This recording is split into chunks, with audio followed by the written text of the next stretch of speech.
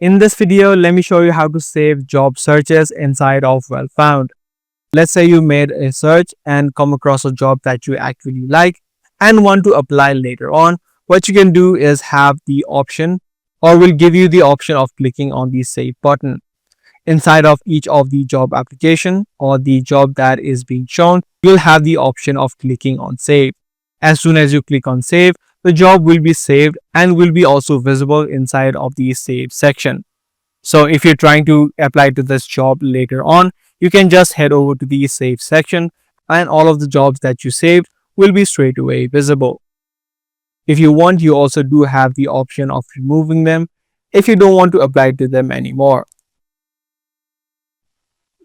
For a certain search that you make, you also do have the option of getting in job alerts.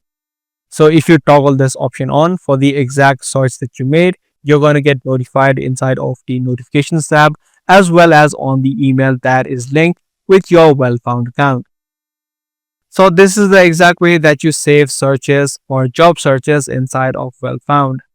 If this guide video did help you out, be sure to subscribe, share, and also give this video a thumbs up. If you are interested in more future videos just like this, make sure you hit that notification bell.